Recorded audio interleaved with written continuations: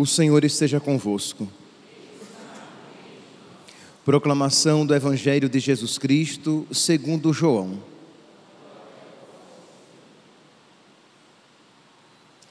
Naquele tempo, Jesus respondeu aos judeus: Meu Pai trabalha sempre, portanto também eu trabalho.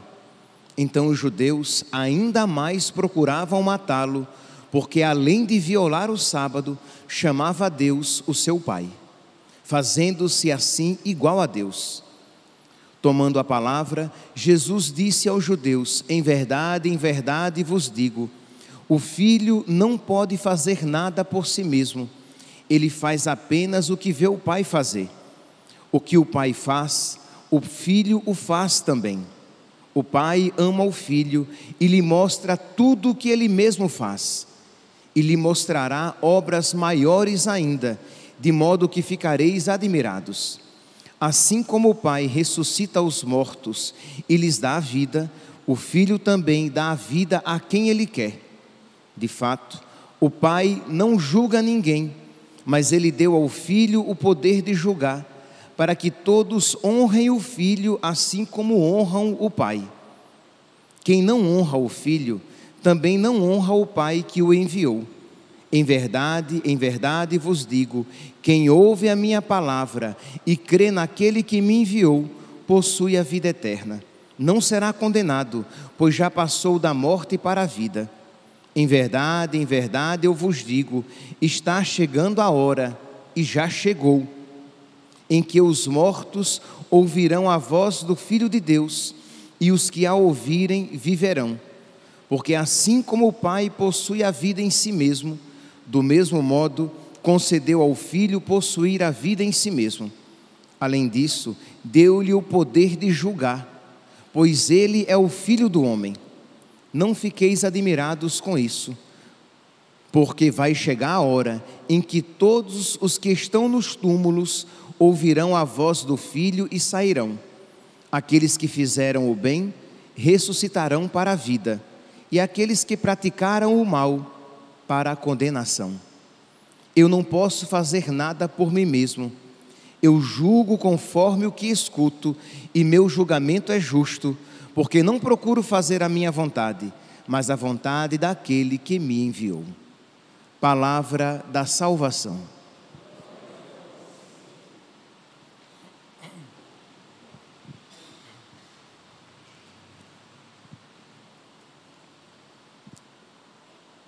Caríssimos irmãos e irmãs, a primeira leitura de hoje, retirada do livro do profeta Isaías, apresenta o servo sofredor e apresenta uma palavra de Deus a respeito do servo sofredor.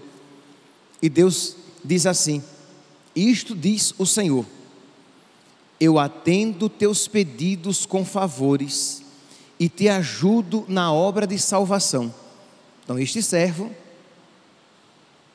aqui, ele é figura do servo por antonomasia, do servo por excelência de Jesus Cristo, o Filho de Deus, a segunda pessoa da Santíssima Trindade. Então aquilo que tinha sido dito, digamos, de uma maneira fraca, isto é, que Deus atendia as preces daquele servo e o ajudava na obra de salvação, na obra de anunciar a palavra. Isso se realiza de uma maneira inaudita, nunca pensada em Jesus Cristo. Isto é, ele é o servo, porque ele é o Filho de Deus, que faz a vontade de Deus, e a sua obra salvífica é para nos salvar profundamente, nos salvar dos nossos pecados e nos conceder a vida de Deus. Pois bem, então continua falando aqui a respeito deste servo enigmático, desse servo misterioso do profeta Isaías. Eu atendo os teus pedidos com favores e te ajudo na obra da salvação. Preservei-te para seres elo de aliança entre os povos. Então, este servo, ele é uma aliança, ele é uma ligação entre os povos, e isso acontece plenamente em Jesus. Por quê? Porque Jesus está intimamente ligado ao Pai. Ele, ligando-nos a si, liga-nos ao Pai. Isto é, a nossa ligação com Deus, a nossa ligação com o Pai a nossa ligação é uma consequência da nossa ligação com Jesus. Então vamos lá, vamos dar um passo sobre este ponto de Jesus ligado ao Pai, para depois darmos um outro passo para refletir sobre a nossa ligação com Jesus, com o Filho. Então Jesus está intimamente ligado ao Pai, por isso ele pode ser ligação, elo, aliança conosco, ligando-nos ao Pai.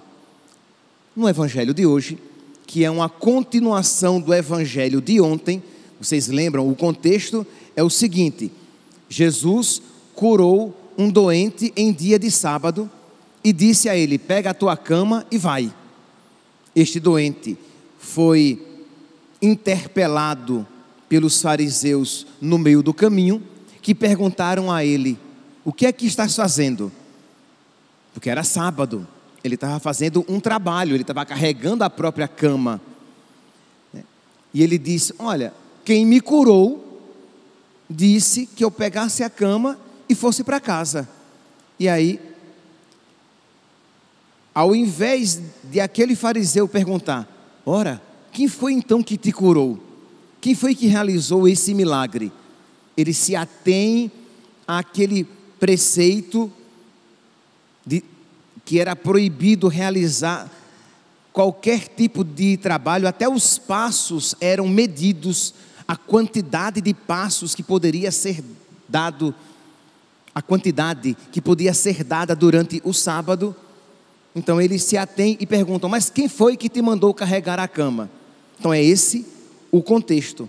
Então Jesus começa o Evangelho de hoje dizendo: naquele tempo, Jesus respondeu aos judeus: meu Pai trabalha sempre, portanto, também eu trabalho. Então, ao invés do que vocês pensam, de que Deus tem um dia em que Ele fica parado, porque era essa a mentalidade, daí vem o repouso do sábado, Jesus diz: o meu Pai está em atividade sempre, e eu também estou sempre em atividade. Aqui, meus irmãos, é importante recordar de que o ato criativo de Deus não foi, isto é, quando Deus criou todas as coisas, não é que Deus criou e deixou as coisas à sua própria sorte, e as coisas por si mesmas se sustentam. Deus criou e continua sustentando, de modo que, vamos aqui dizer um absurdo: se Deus por um momento parasse de pensar em nós, se Deus por um momento parasse de pensar na criação, a criação cairia no nada. Se Deus dormisse, Deus não dorme, né? Se Deus dormisse, quando Deus acordasse, a criação não existiria mais. Por quê? Porque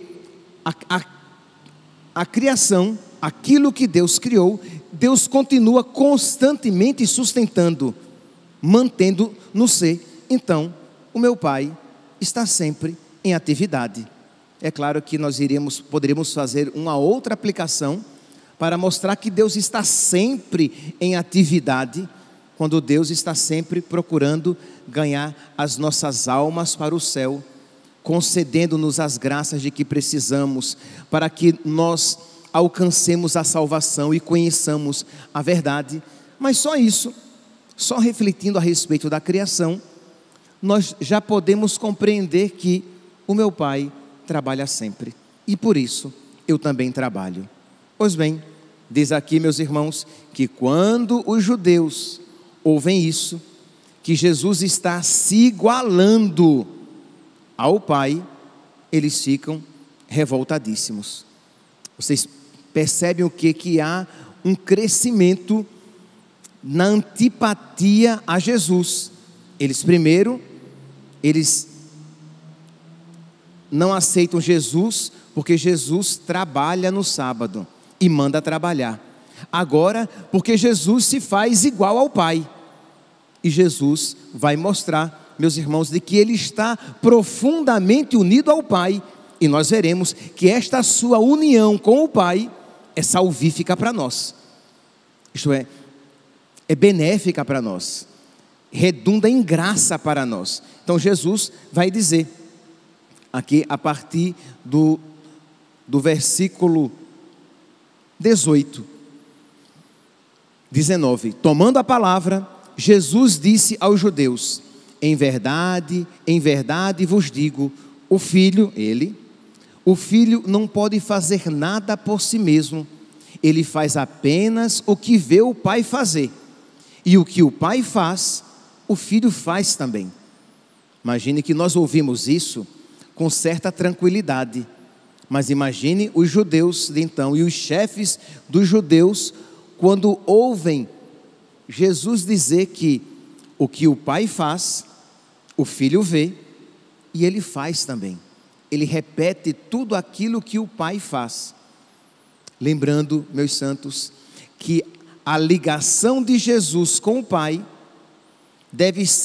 existe um paralelismo entre a ligação de Jesus com o Pai e a nossa ligação com Jesus. De modo que, se Jesus olha o que o Pai faz e repete, qual deve ser a nossa atitude? Nós devemos olhar o que Jesus faz e repetir. Isso nos faz discípulos, isso nos faz unidos a Jesus. Mas vamos lá, vamos continuar aqui. Então, continua Jesus no versículo 20: o Pai ama o Filho e lhe mostra tudo o que Ele mesmo faz, e lhe mostrará obras maiores ainda, de modo que ficareis admirados. Assim como o Pai ressuscita os mortos e lhes dá a vida, o Filho também dá a vida a quem Ele quer. Isto é, por meio da sua palavra. A palavra de Jesus, nós veremos que isso aqui vai depois crescer e vai se manifestar no sacramento da Eucaristia, mas até então ele está falando da palavra. Pois bem, a palavra de Jesus é uma palavra cheia de poder, e ela pode nos arrancar do nosso estado de morte, do nosso estado de fechamento para Deus. Então, meus irmãos, sempre que nós vamos à missa, nós precisamos pedir a nosso Senhor que Ele nos desperte com a sua palavra. E é por isso que nós precisamos estar bem atentos para ouvir a palavra de Deus, na primeira leitura, no Salmo, se for domingo, na segunda leitura, no Evangelho. Por quê? Porque aquela palavra tem o poder de nos dar vida, de nos tirar da situação de morte, de apego aos nossos próprios pressupostos, de fazer uma reviravolta no nosso modo de viver e no nosso modo de nos relacionar com o Pai. Lembremos-nos aqui, por exemplo, Santo Antão, São Bento. Eu sempre me confundo, gente, quem é quem que vai à missa logo cedo. Eu acho que é Santo Antão. Vai à missa e ele escuta o Evangelho sendo proclamado e dizendo: vai, pega os teus bens, vende, dá aos pobres, depois me segue.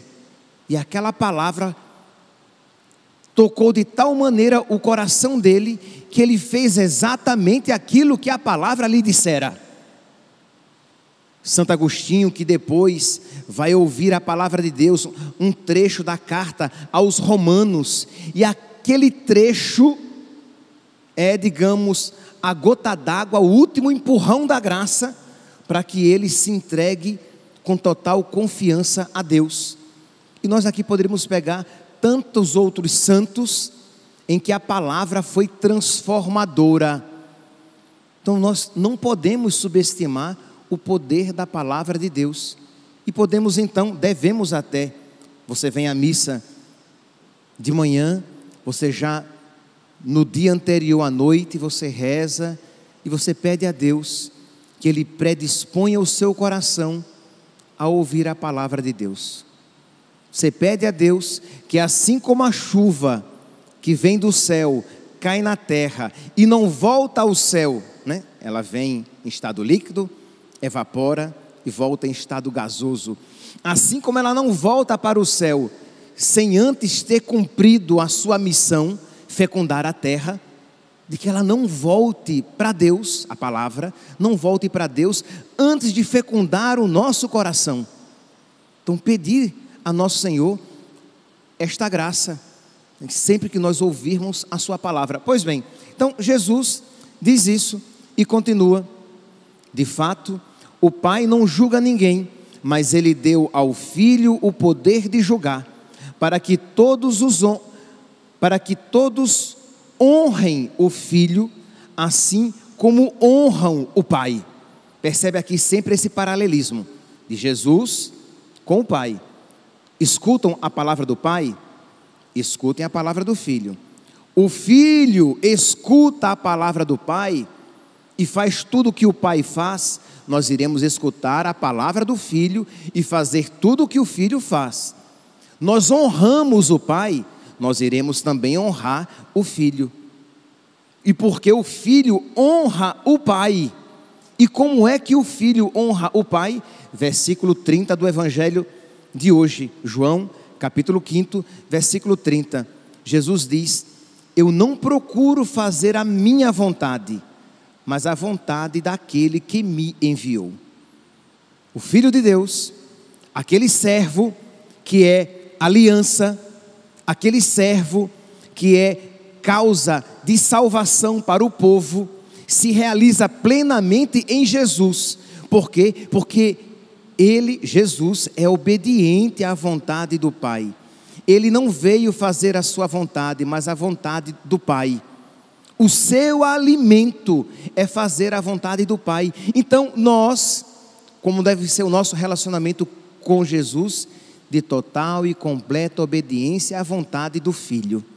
E aqui, meus irmãos, nós precisamos rezar, porque nós sabemos, se você tiver um pouquinho de vida espiritual, você vai compreender que existe, não poucas vezes, uma relutância em nós, por causa do homem velho, em aceitar a vontade do Filho em nós.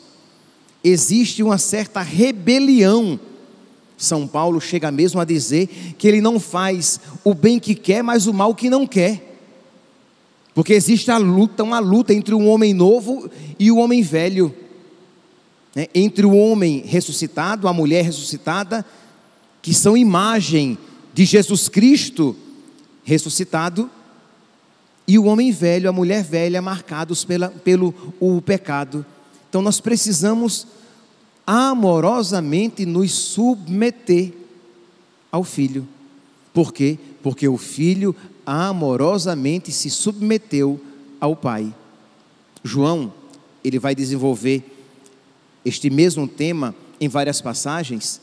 Nós estamos aqui no Evangelho, no capítulo 5, mas mais à frente, no capítulo 15, no versículo 10, ele vai dizer assim: assim como eu observo a palavra do Pai e permaneço no seu amor,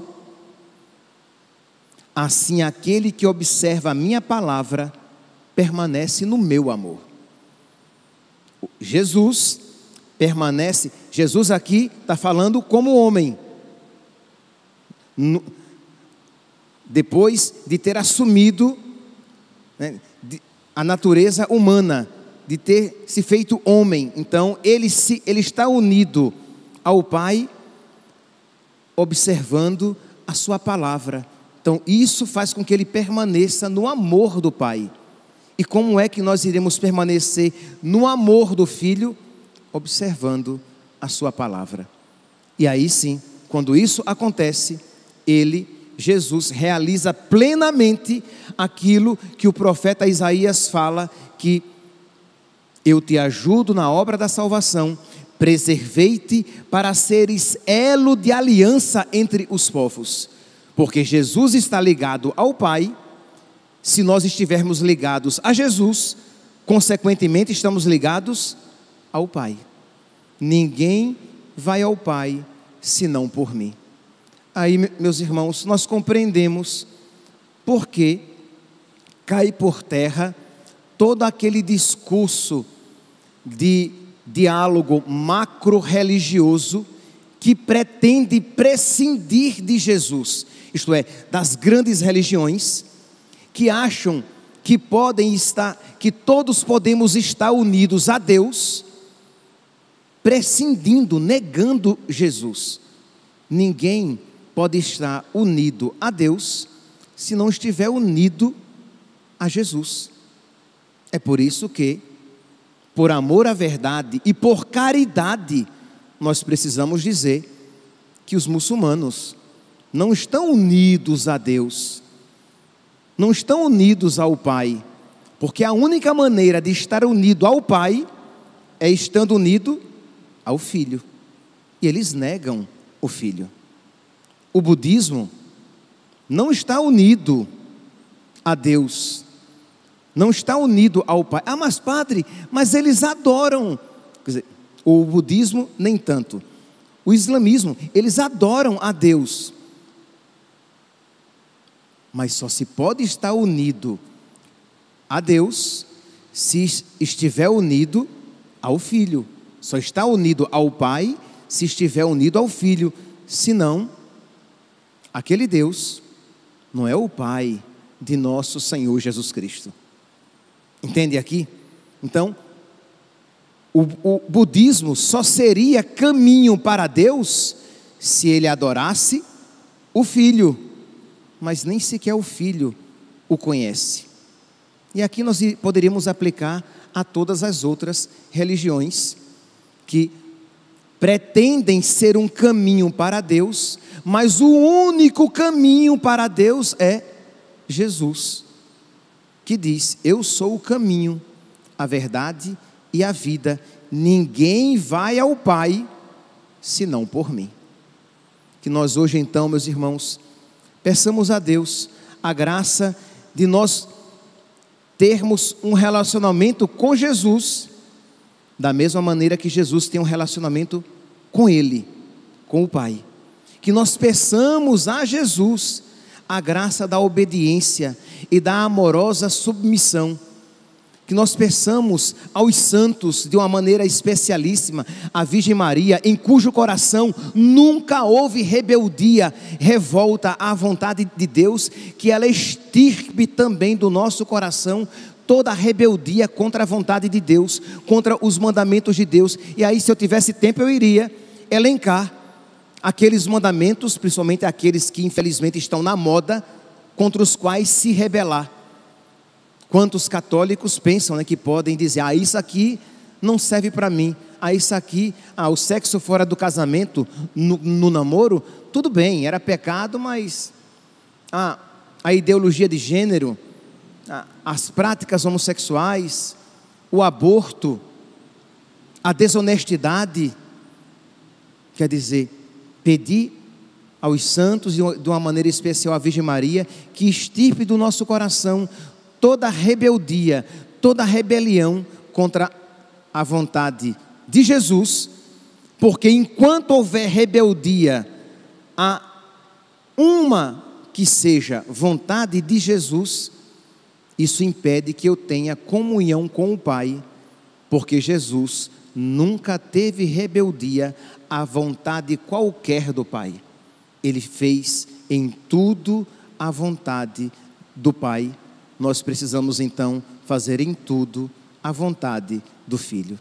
E é para isso, meus santos, que nós estamos fazendo a nossa quaresma, que nós estamos rezando mais, fazendo mais penitência, praticando a caridade, pedindo a nosso Senhor que nos conceda a graça de ter no nosso peito os seus mesmos sentimentos de uma amorosa obediência e submissão à vontade do Pai. Louvado seja nosso Senhor Jesus Cristo. para sempre seja louvado.